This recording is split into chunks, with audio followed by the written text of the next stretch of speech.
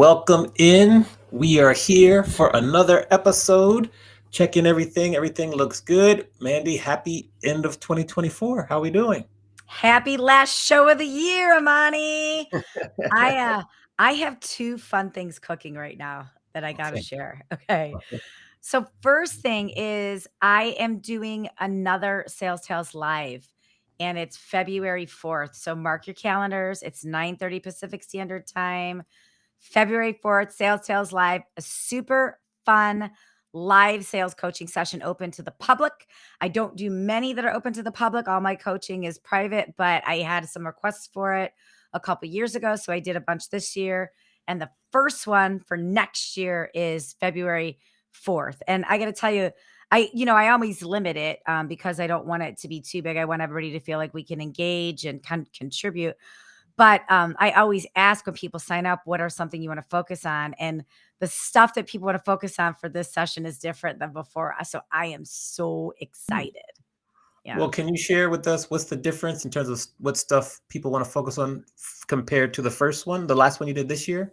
Yeah. People want to be more strategic next year. Mm. I feel like the last couple of years, people are climbing out of the weeds. There's time management stuff. They're just working on how to manage what they have in. And next year, it feels to me so far that people want to focus on strategy, which me, I love some sales strategy. So I'm excited to sink my teeth into that.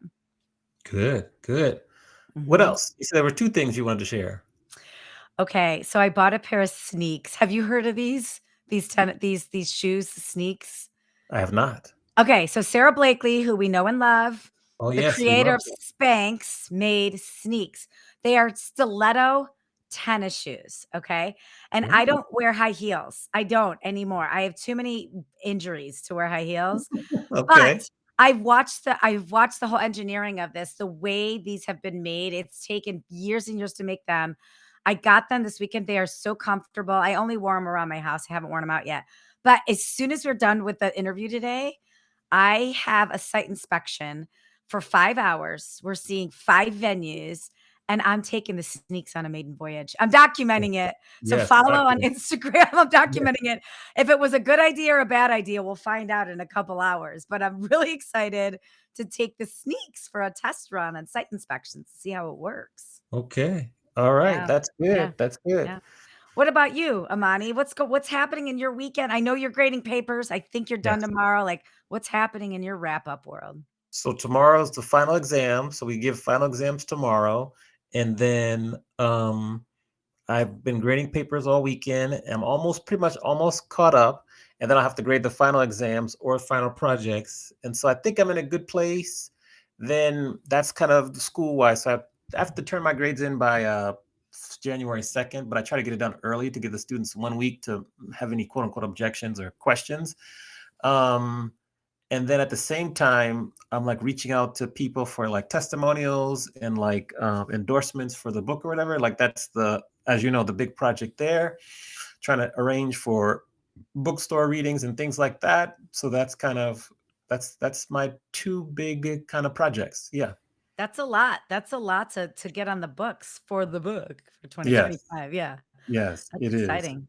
It Amani, are you is. coming down to San Diego? Are you going to come to Warwick's or are you going to stick with just Las Vegas and LA For for the I'm books, open for to the going bookstores? everywhere. So if you have a connection at Warwick's that I can talk to, please let me know because I'm trying to arrange a tour both for that release week, but then also for throughout the whole year. Like say for example, if we go to WC in St. Louis, I'm going to try to do either a book signing before WC or right after. I'm going to Yeah. go to Nashville a couple times next year, so try to get in there before or after my trip there. So just trying to plan it around my travel and Okay. go. Yeah. I'll send you a couple contacts that I have from my book tour as well. So All right. I'll Yes. share. I'm happy to share. No problem. We're here to the home stretch of the school season because it is a lot. But yes, we'll have to share some learnings I learned this year about travel. So we'll do that in a future episode. But for today, who do we have the pleasure of ending our year off with? We have a grand finale of all grand finales. So I am so excited. We have a multi-book author. He's an expert on how to grow your events business. He's been featured in Inc. magazine. He was on the cover of Meetings magazine. He's been in Forbes and more. He's a podcaster. He's the president of Event Business Formula. Welcome to the show, Eric Rozenberg. Yes, Thanks for yes. being Round of here. applause. We give the round of applause. It's there. It's there.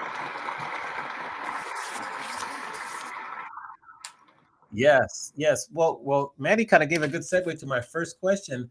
What's it like to be on a magazine cover? Tell us.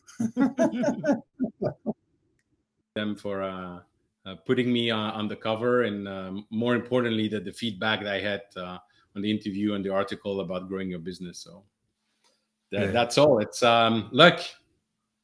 Yes, luck, but yes, but still a little bit of luck. So, Chris, I see you there in chat. I think I was able to unmute, so you should be good to go now. So there's a little muting problem there.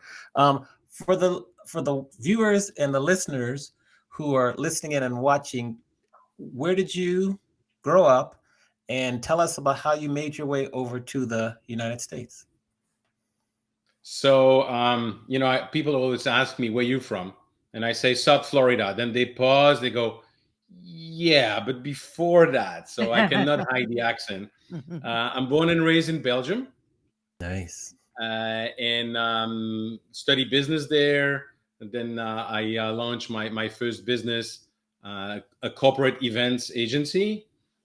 Fast forward after almost 20 years, but in 2013, I finally convinced my wife to move to the US with our three daughters, who were 10, 7, and 3 at that time, couldn't speak a word of English. You would hear them now and you wouldn't be able to do it, to realize that they're not from here. And then so in 2013, we moved first on an investor's visa. And then after 8 months, which was quite fast, I was approved for what is called Extraordinary Ability, EB1, which is a visa that gives you the green card. And then we waited 4 years, 9 months, and 1 day to ask for the citizenship. And over 2 years ago, we all became American. So I have one follow-up until I turn to Mandy. But growing up, one of my soccer coaches was from Belgium. So how closely do you follow the national team from Belgium? And do you have any thoughts on their most, what's coming up in the World Cup 2026? I see. Go ahead. Share us your thoughts. About soccer, what we used to say in Belgium was that soccer is a game when 22 people run after a ball, and at the end, Germany wins. So it was like, yes. But no, you couldn't live in Belgium without knowing about the soccer team. I do remember, though, in 1986 when Belgium went into the semifinal in Mexico, and the game obviously in the middle of the night. So being on the Grand Place, the square, at 4 o'clock in the middle of the night, celebrating the team 3 hours before an exam, and that was about the soccer team. But that's actually, I played American football in Brussels, believe it or not. Okay. I was inside linebacker, so yeah. I got both things now. Good. Fun facts. We're learning it. Mandy, over to you. Fun facts. Inside linebacker. That's tough stuff. Tough stuff. Remind me not to get in a fight with you. So Eric, I want to shift gears for a second to the event biz, the work you do with your company, Event Business Formula. I think in events, it's 24-hour operation, multi-time zones, demanding attendees, demanding messages that are being delivered in such important topics that I think it's so easy to say, I don't have time. I don't have time, right? It's so easy. And you think that you really don't have time, but we do. And you've been quoted saying, if it's important to you, you'll block time for it. For example, if you say family is important, there should be a block on your calendar for family time. So knowing that everybody thinks they're strapped for time in events, what can event people do to better manage their time? Or where do you think we're going wrong? And how can we work our way around this time issue we think we have? Thanks, man. That's a great question. Actually, when I started my first business, and it was a corporate event agency, and I went from one project to another. And my two first clients were Café de Colombia, Juan Valdez, and Cordis, Johnson & Johnson. And I would say to my friends and my family, I said, this is my business. This is my brand. Nobody does it better than I do. and I would be involved, the classical thing, until you drive like 200 miles an hour into a wall when you're going to burn out.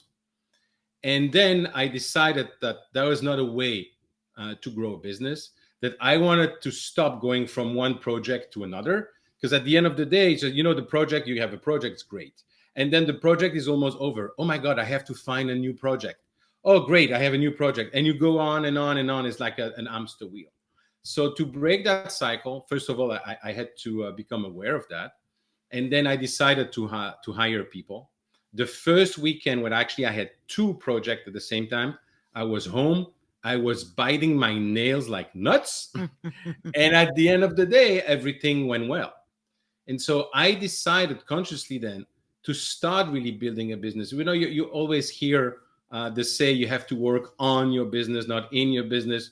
It's probably a bit of both, especially at the beginning.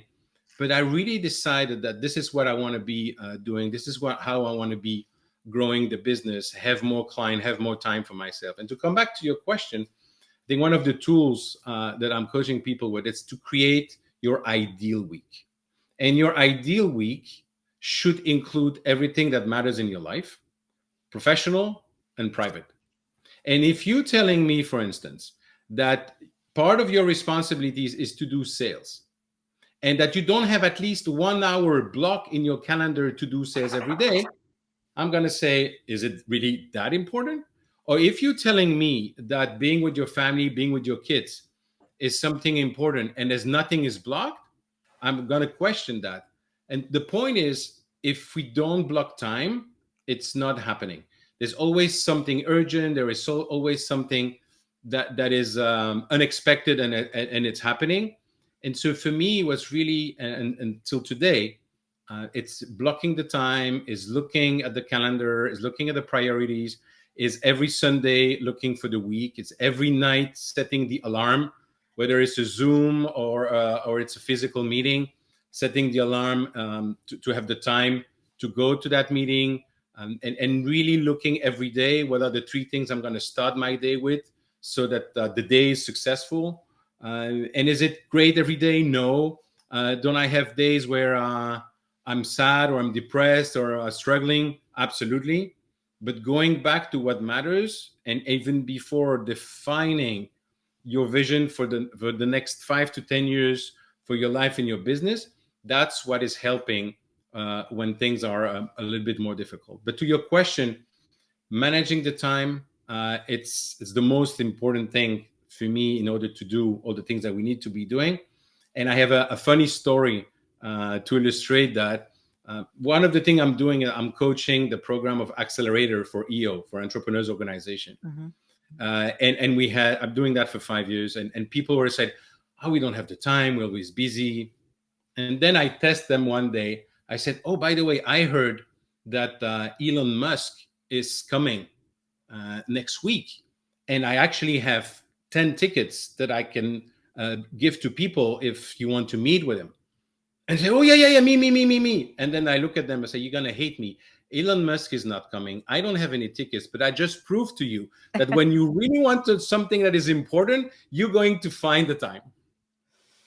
It's so good. People, you're so right. People always find the time. And I also like the notion of, and I've been practicing this for several years now too, of blocking things personally for your private life in your calendar looking forward. Because we always tend to just use a calendar for work stuff, but for personal stuff, like if you've wanted to go somewhere with your mom and your sisters, get it booked now. If you've wanted to, you've got a bucket list FIFA thing you want to go to, get it booked now, put it in the calendar. So I love that. Absolutely. I want to build on something you said. You said something about the three things. You've talked before about how you also have an accountability partner to help you with your three things. Can you share a little bit about that? Sure. So over 5, 6 years ago, Greg and I met at the mastermind, and we decided to become accountability buddy. And so every Monday, 5:30 Eastern, we have a call of 30 minutes, him and I. And every Monday, he's telling me the three things he's done, and I'm telling him the three things that I've done. And there's no way you're going to show up by not having done those commitments. But for instance, if you say, I'm going to prepare the marketing plan for 2025. Great. It's not enough to say I've done it. I have to show. And of course, life happens, and then you're traveling, or you have an important opportunity that comes your way. Yeah. So we're still having a contact through Voxer, which is an app like WhatsApp, but it's asynchronous. But at least we have that touch point, and at least we are committed to that. And that's, you know what, when everybody, any business owners usually feel alone and overwhelmed. At least I feel alone and overwhelmed Yeah. sometimes. And so I'm putting systems together so that I can compensate that, and that I'm being accountable. Because at the end of the day, you can have the best team, you can have the best plan. If you don't execute on it by being accountable, nothing's going to happen. I love that you do that. And I think a lot of times people go from a corporation where there's endless measurements of accountability to running their own business. And then 5 years go by and they realize, oh, I am holding all these people accountable, but no one's holding me accountable. And how much further could I go if I just had somebody hold me accountable? And you don't have to hire somebody. You can find somebody, like find your Greg. Leaders out there, go find your Greg and do a 30-minute call once a week. I really appreciate that you do that. Absolutely. Yeah. Now, okay, so you got a couple other things to unpack. I'm first curious, you mentioned EO. What's been the benefits to you personally and professionally for your involvement with that organization? And can you explain what EO is for people who might not have heard of it? So EO is Entrepreneurs Organization. You have about 15,000 members worldwide. I'm part of the South Florida chapter, and it was created, I believe, 15 years ago by several people, starting with Vern Arnish. So Vern was a YPO, Young President Organization. He's the one who wrote the book Scaling Up. It's an operating system a lot of companies use. And basically, it's the same principle with a lower threshold. You don't need to have 15 million in revenue and 40 employees. It's lower. But the goal is to bring entrepreneurs together. And the goal is to have a forum. So it's a small group of 8 people on average, where you meet every month. So it's like your personal board of advisors.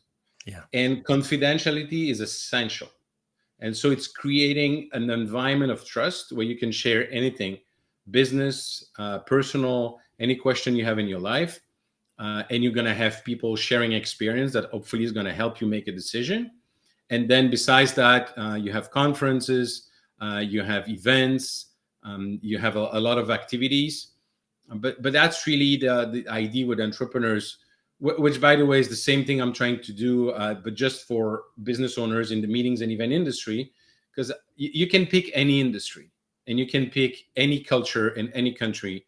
Human beings are not made to stay alone. Mm. That's one. And two, that you don't know everything. Alone, you can do nothing. And so having the opportunity to be with like-minded people, they understand that what it is to run a project. They understand what it is to have unexpected that you have to deal with. They understand that if a volcano is exploding in Iceland and the entire airspace in Europe is closed, and you have to work the whole weekend to replan everything, that they understand you don't have to explain. And just like you and me, I'm sure I give up trying to explain to my family what I'm doing. And we understand what we're all doing here. So being able to share those challenges, to share those fears, to share those questions with like-minded people that have different experiences and that genuinely want to share their own experience to help you, it's invaluable. Okay. What is the threshold for EO? And then how are you trying to duplicate that same model for event and meetings professionals? So the threshold for EO, depending on the chapter, would go from 1 to 2.5 million in revenue. Yes. And I'm not trying to duplicate. And it's if you look at any books, whether it's the Stoicism or whether it's business principle, you're gonna go back to Plato and the cave. So over the centuries, what I'm trying to do and what I've done with Even Business Formula is look at what I wish I knew when I started my first business, and then what I've learned along the way. I've built several small business and then exit them, and I've been faced with a lot of unexpected and a lot of challenges. It's a roller coaster. So I tried to put together a curriculum, but also a system helping even business owners, helping them define their 10 years vision, helping them organize themselves, helping them manage their business better, and keep on bringing information and a new way of working, so that at the end of the day they can reach the goal that they want. That's why I start the podcast, the business of meetings. I always wanted to have a talk show, and I thought, that's the closest thing. And now, 250 episodes later, you have guests on sales, you have guests on marketing, you have guests on human resource, you have guests on strategy, on visioning, you have guests on time management, on delegation, on mental health. It's all the things. I always start from the point of view that if I'm learning something, probably somebody else is going to learn as well.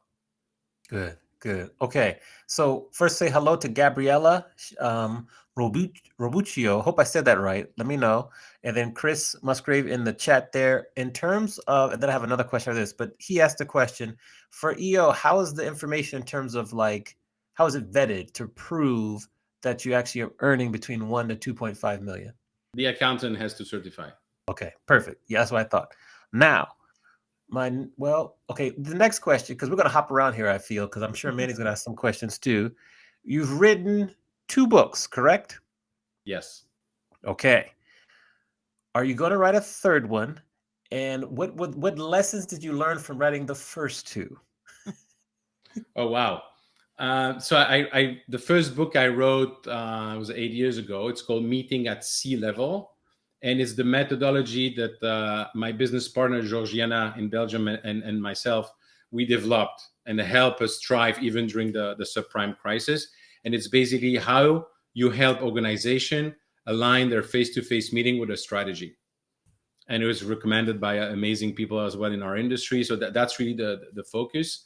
The second book, which was published 2 years ago, which is Before It's Too Late, a love letter to my daughters in America, that has nothing to do with business. And it's probably the most important things that I've done in my life in terms of legacy. It's explaining to my daughters why and how we left Belgium and came to America.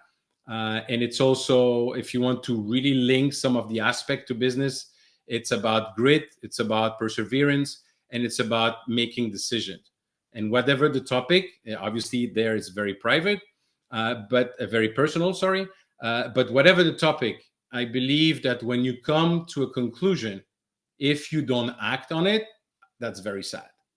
So it's always lead, follow, or get out of the way. And so what I've learned writing those books, first of all, the second book, really the personal, speaking to my daughters and the next generation and my family, it's almost, I don't know if the word is in English, cathartic. It's like it helps you really focus on what matters and why you do that. And what I've learned is that writing a book is extremely difficult. You need to be very consistent. Took me a year following the outline. But obviously there are other tools today. You can use AI, whatever. But for me, there was something just like recording the book. I asked a friend, do you think I should record my own book with my accent? People would not understand. Yes. And then he said, oh, I thought it was a legacy project. I said, okay, thank you. End of conversation.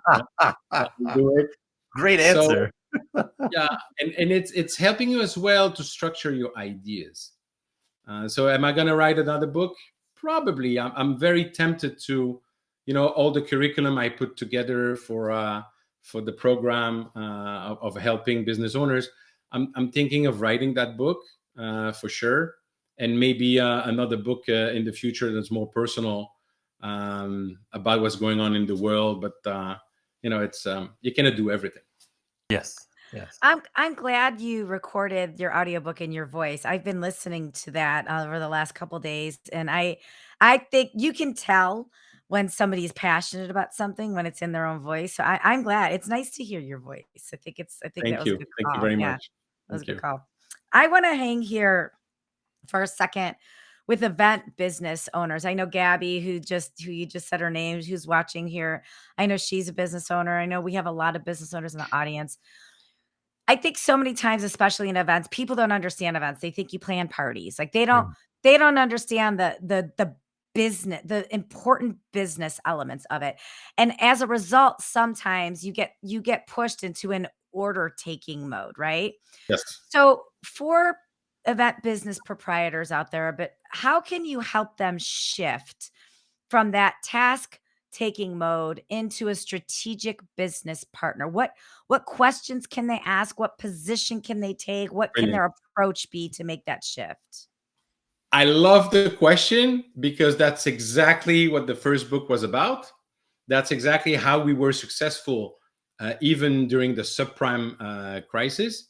And it's, by the way, I have 3 pillars in the curriculum: the foundation, the customer, and the growth. In the pillar customer, the second session about sales is exactly that. You're absolutely right that a lot of people outside of the industry don't understand exactly what we're doing, are that we're taking orders. I would challenge that sometimes, too often, we are actually letting them put us in that box. And I give you a very concrete example. Let's say that Mandi and Amani, you have a business, and I come to pitch you, and you're 2 business partner, and I said, how many people are coming? How many rooms do you need? Are there any vegetarian? Do you want a welcome cocktail? Do you want a farewell dinner? Or if I come to you and I said, Amani and Mandi, from what I understand, you business partner in that industry, you have you have an office in San Diego, an office in Las Vegas. From what I understand, your competitor are so and so and so.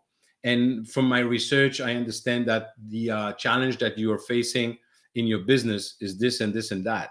Is that correct? And I validate that. And then I said, okay, who is coming to this sales meeting?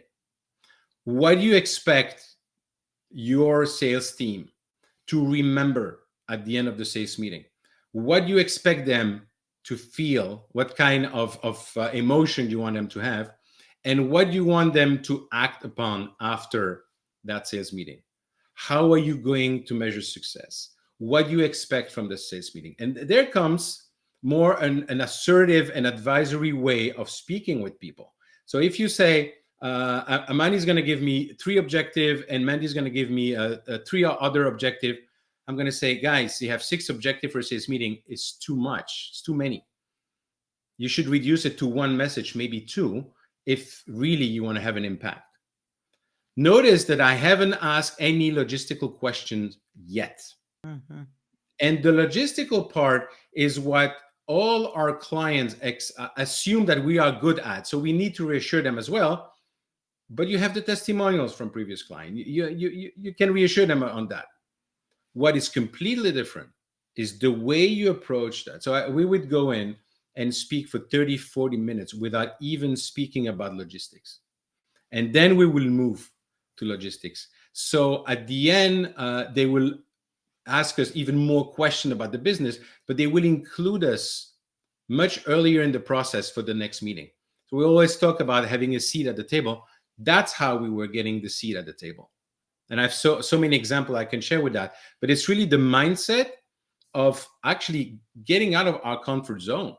At the beginning, I was talking about all the incentive trips that I was doing, the crazy things I'm doing over 50 countries in the world. It's great. It's fine. What does it do for my client? Nothing.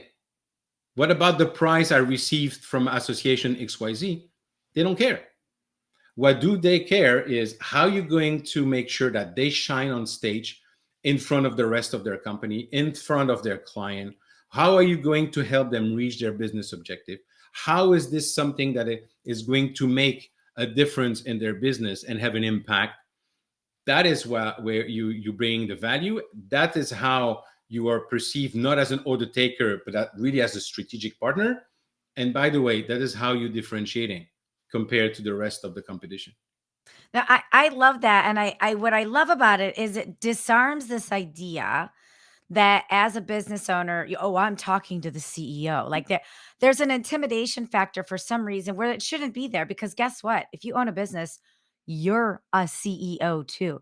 So it's Exactly. two CEOs in the room at the same time. And I have those conversations with people too, but I like the way you explain it where you could put yourself at the table or you can hope to be at the table, but you're not going to put yourself at the table by asking fill in the box questions. You're never going to do that. So Exactly. I appreciate how you laid that out. That's good stuff. Now, you have spent time with MPI, and if I recall correctly, you're the past chairman for the IBOD, International Board of Directors, correct? That's correct. I was the first from Europe in 2010. Thanks for remembering that. Okay. Well, I didn't say the date. I just said past, but still. Fine. But I'm curious as to how did your involvement and participation help your career personally and professionally? That's a great question. It reminded me my late grandfather. It was always asking me because I was going to all those conferences and congress of MPI, and he would go, "Do they pay you for that?" I I say, know. Yeah. "No, Yeah. no, Yeah. no, they Yeah. don't." Excuse me. It helped me tremendously. First of all, I was learning a lot from the people around me. It helped me overcome the imposter syndrome. And Mm. I still have to meet one entrepreneur who has not faced imposter syndrome once in their life. And let me tell you, the first meeting as a chair, when I had Chuck Bowling was president COO of Mandela Bay on my left, and Ken Sanders, who was with Freeman on my right, and then Angie Pfeiffer was the investors group of a lady like Christine Duffy. I'm just thinking, what am I doing here with my small companies barely doing several $1 million in revenue? What am I doing here? So it helped me build also confidence, learn about the business, learn about the people. But it also helped me a lot in terms of business because bad thing, good thing, you never know. When I became chair in 2010, the three sources of revenue start going down at the same time: print advertising, live events, and membership. And so what we did, we had the strategic board meeting in October. We invited Alex Osterwalder, who has created the business model canvas. And this is a tool since then that I have been using for my business, that I have been using for people that I'm helping, which allows you to basically review your entire business model in 1 or 2 hours instead of having to do 6 months market research, whatever. So everything that I was learning was absolutely amazing for me for my business. And yes, I was obviously using it in Belgium to let people know that I was involved in the organization, that I was sharing this organization. And also, I have to tell you, we're talking about business, we're talking about people. I like to have fun as well. You only live once. And it was such an amazing group of people where we were doing things seriously without taking ourselves seriously. And it was just, I loved the experience. I was glad it was over because extremely tiring. Yes. But volunteering any organization, that's I think what you're getting, what you are giving, what you're receiving, the people you're doing it with. So it MPI really changed my life. And then the last thing that I can share with you about the impact that the MPI had on my life is when I came to the US and it was time to get letters of recommendation to have this EB1 visa. When my lawyer started looking at the letter, said, "How do you know those people?" I said, Yeah. "I Mm. volunteer with them, and I never ask anything. I always did what I promised I was going to do." So it's completely changed my life. Yeah. Great answer. How did it help you get over imposter syndrome, which is something that many people, both inside entrepreneurship and in traditional corporate jobs, suffer with greatly? It's you're in the room and you're looking around, and I was wondering, my goodness, what am I doing here? I mean, all those people. I shouldn't. And then you just go through it, and then you focus on your role, and you focus on what you should be doing, and you being yourself. And then you realize that, my father always had, my late father always had a say. He had two says that I love it. The first one, he said, whether you're a janitor or your CEO, you're still taking your shower naked. The second thing he used to say is that the proportion of stupid people is the same at every level in every organization. That's good. And when True. you go through that, it doesn't happen overnight. But I started realizing that by being myself, by being authentically myself, by acknowledging things that I don't know, asking help for people around me, but also by focusing on the objective, why we are here, what we are doing, whether it was with the association or with my own business, then I was, moving forward and realizing the value that I have, that I'm enough. I'm not better or less than somebody else, but I'm enough. And so, do I cure that imposter syndrome completely? No, I still have it sometimes, and I know that when I identify that, I said, okay, it's not helping, it's not the reality. Forget about it. And moreover, as a business owner, but also with social media, more and more you seems to look at the life of people. It's wonderful. It's not real life. So that I think that being aware of it, and there's refocusing on why is it that you're doing what you're doing, what is your long-term view, and what you're trying to achieve. That's really the best way for me to overcome this imposter syndrome. Great answer. Thank you. Mandy? Well, you interact with so many business leaders in the events world. And I know as an entrepreneur, one of my biggest gripes about going to conferences is there's not enough content or programming for people like me. So, with your experience at conferences, what programming is missing? What content is missing for and 60% of the people in the events world, they are they are entrepreneurs. So, and it's not just entrepreneurs either. There's people that work in the corporations, entrepreneurs. They operate like an entrepreneur. So what programming is missing? What do you wish conferences would in our industry specifically, or even outside of our industry? What programming content do you wish there were more at conferences? I'm glad you're asking the question. But that's exactly why I do what I'm doing and what I created that. For Mhm. years, I've been saying, listen, the small business are the part of the business that are actually creating the more jobs. Mhm. There's small business, the gig economy. I think is by 2027, it's going to be the majority of the jobs.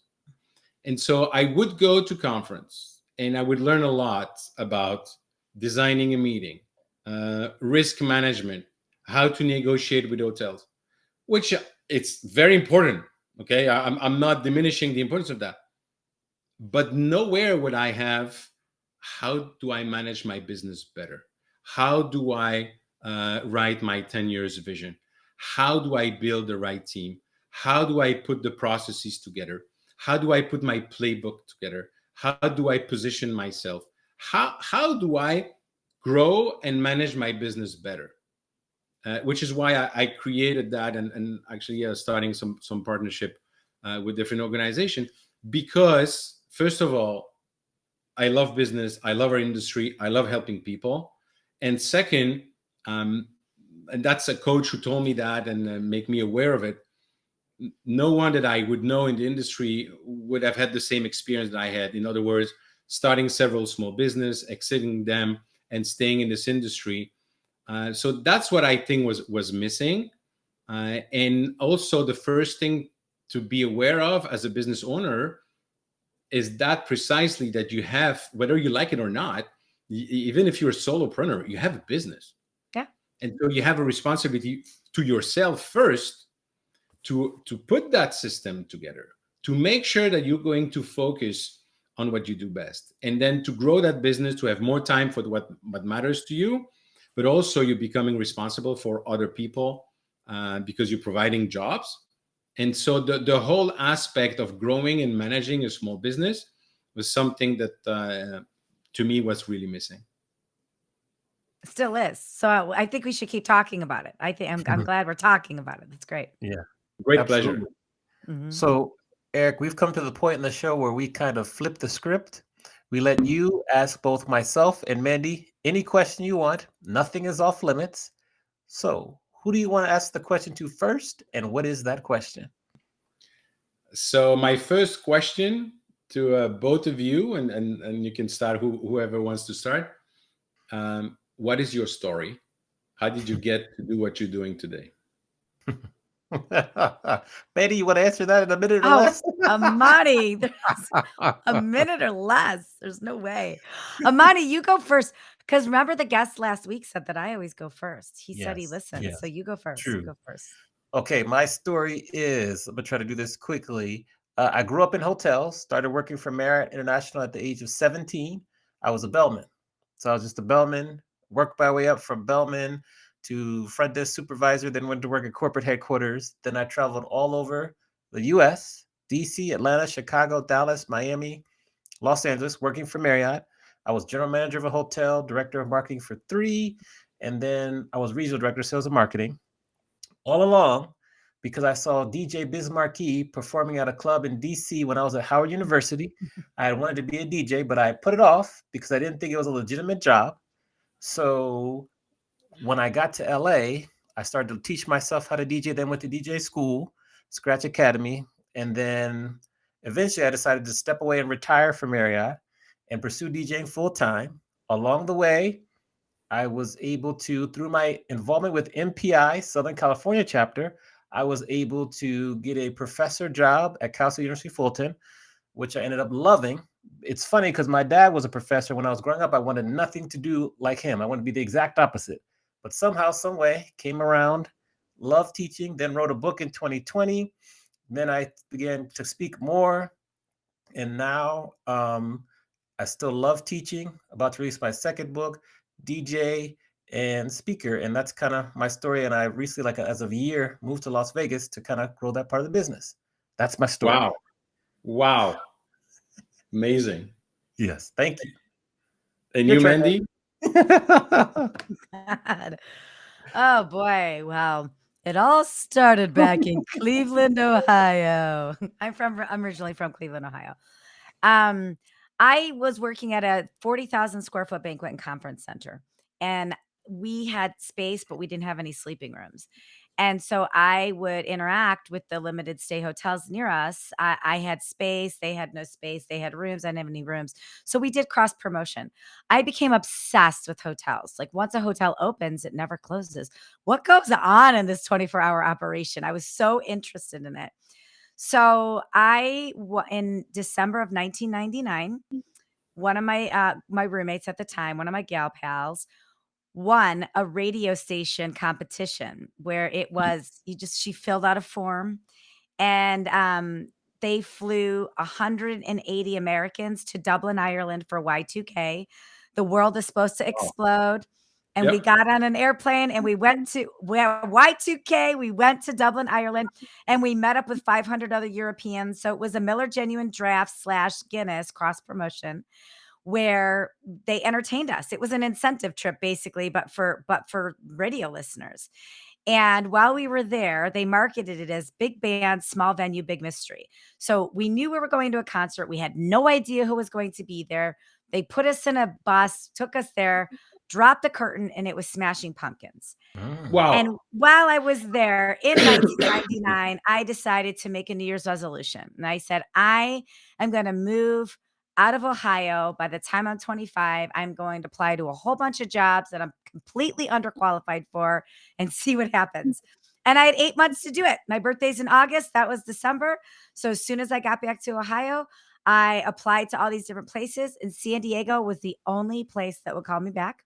So I came out to San Diego, and I didn't even have a job when I came out to San Diego. I loaded up my 25-foot moving truck, came out to San Diego, and 2 weeks later I got the job at the Sheraton San Diego. And I haven't looked back. It was the best gut instinct I ever did throughout the last 24 years. The first, the however many years, the first 10 years I was on the hotel side, I had every job in the hotel, from CS manager to catering manager to director of sales and marketing, vice president of sales and marketing, all that stuff. And then in 2010, I went over to the HPN side where I'm the client and I find hotels and venues all over the world, negotiate contracts, all that good stuff. Now, throughout the process of that, at some point, one of my clients asked me to help them build their business. And an accidental sales coaching business was born 18 years ago now. And then with that, then a book started. And then with that, then a professional speaking career happens. So, a lot of times people are like, aren't you tired? Why don't you do just one thing? It's like, nobody's asking Ryan Reynolds just to be a football coach owner, right? Nobody's asking him just to own like one Mint Mobile. Like Right. I do the things that challenge me and that I love. And if I can find the right time buckets to make it happen, then I do. So, and that's the same thing with Amani. Amani and I both very involved with MPI Southern California, and we decided that we would start a podcast. And we're Love it. almost 3 years into this, Mm-hmm. and we're learning about the business of podcasting. We love podcasting, and I think that's how everything has started. It's a little bit of curiosity, and then a whole bunch of tenacity, and then things just kind of roll themselves out. That's Yeah. awesome. Mm-hmm. Yeah. I have Yeah. a question, if I may. You go ahead. I was going to ask. Go for it. So, what are 3 business challenges that you see for your business in 2025? I'll go first again, Manny. This is a little Okay. tougher. Give you some time Yeah. to think. Okay. I would say for me, like I coach primarily people in the music business, how to make better business decisions. I also coach hospitality professionals on how to grow their career. So for me, for the music business portion, it's just growing the coaching practice so I get more people into my program, number one. Number two is I'm releasing a book in 2025. So it's just the whole process of, number one, releasing the book. And then number two, doing all the marketing and spreading the word and speaking after the book. That's like a good challenge. That'd be number two. And then number three for me would be getting the right kind of speaking opportunities next year to grow my business. Those would be the top 3 challenges, I would say. Awesome. It's very clear. Yeah. I've been working at this all year, so Yeah, thank you for saying that. good. Oh, Monty. That's good. Mandy, what about you? Yeah, I mean, I think my challenges next year are the same as, well, not the same as this year. They're a little amplified. I mean, from a staffing standpoint, every year for the last several years, I invest more money into staff, right? I invest every year. 5 years ago, it was just me, and then it was just 2 people. Now it's 3 people. Now I've got 6 people. So for me next year, it's, maintaining, really keeping the staff happy, giving them what they need, increasing, their money if they need more money, really just keeping the machine rocking and rolling the way it's been going. Yep. And if I need to add somebody else, then I'll add somebody else. So just being open to that. I don't foresee that as a challenge. I just think it's just something on my mind. And then another challenge is I'm bringing on a brand new CRM next year. So I'm doing demos and all that stuff, just picking. And I know that transition. I've been through it on the corporate side. I know that transition of the CRM is a huge undertaking, and I'm prepared for it, but I'm not going in blinded on it. So I understand that. And I think the third thing is just making space and time to finish my second book. It'll come out in 2026. I know how to do it. I did it the first time. But my circumstances are much different. So I'm sure there'll be unforeseen challenges that I haven't picked up yet. Yeah. Awesome. Yeah.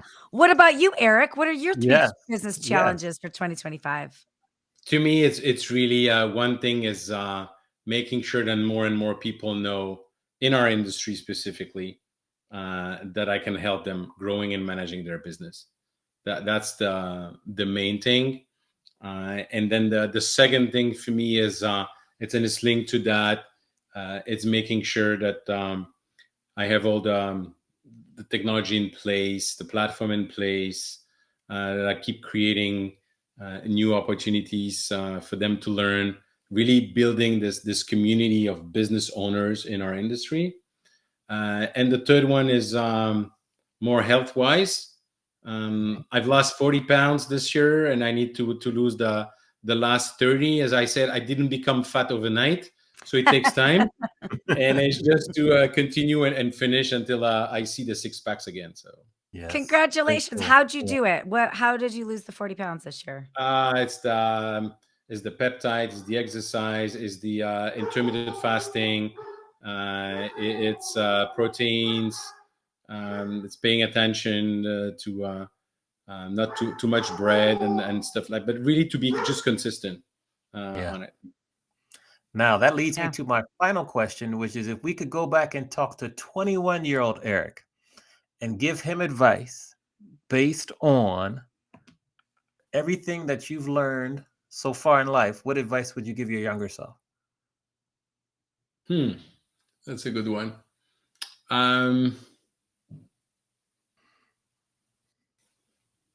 I would say is that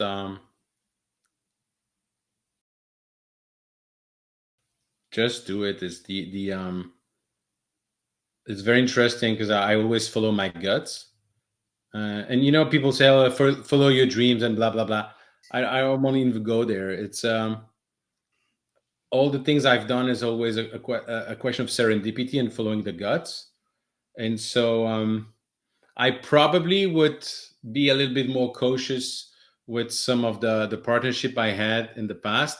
Mm. Um, but it's like dating. It's not because you had a bad experience that you're not going to be dating anymore. So and I've learned from that. So my advice is just I wouldn't do it another way. That's all I could say. It's following your guts and continuing to do the things you believe you should be doing. I mean, I'm not. I always say to people, you do you, I do me, and when you reach a conclusion, act on it. Cool. Great answer. Mandy, you want to close us out?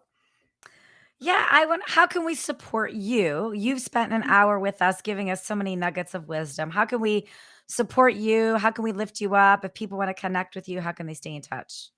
Thank you. By the way, both of you, I'm more than happy to spend another hour one-on-one to work on your business challenge. That's what I love doing. Thank So you. for me, it's people can reach out to me on LinkedIn and connect with me. And if they have any business challenge, we can set up a Zoom and discuss that. And letting people know that there is finally a program for business owners in our industry to grow and manage their business, which is done by people by someone that has done it before. And I'm bringing also not only me, but the network and the people I know. I always say, if you want to go from 15 million to 100 million, you can put me in your board of advisors. I might have great question to ask you, but operationally, I've never done it. But when it comes to Mm. small business and growing it to several millions up to seven figures, multiple seven figures, I've done it, and so that's what I'm doing full time. It's helping our business owners in our industry to grow and manage their business. I Love it. love that. And then if you're listening, if you're not watching right now, but if you're listening on one of the audio platforms for podcasting, eventbusinessformula.com, go check out Eric Rozenberg. It's Rosen with a Z, Berg, Eric with a C. Follow him on LinkedIn and check him out on Instagram or really anywhere. If you just Google him, he's got a lot of interesting things in his podcast. Your podcast is great. We haven't even touched on that, but your podcast is spectacular. You have some really good guests, and there's always some Thank really you. good nuggets on there too. So Yeah, thank it's you. thank you for that. It's called the Business of Meetings, and you can find it on Spotify, Apple, and all the platforms. All the platforms. So we got to give a quick shout out to Courtney Stanley for introducing us. So thank you, Courtney. We appreciate it. Thank you, And Courtney. we will first give you a round of applause, but also just say thank you for spending time with us. This has been great. Lots of nuggets. I'm sure we could do a round two in the future. We're going to put you back in the green room really quickly and say our goodbyes. But just a round of applause for Eric for a great interview. Round of applause. Thank you. Thank you for tuning in to Adventures in Business. Don't forget to rate and review our podcast on the platform that you're currently listening it on. And don't forget to share it with your friends and anybody that might be as much of the business nerds as Amani and I are. See you next time for another captivating interview.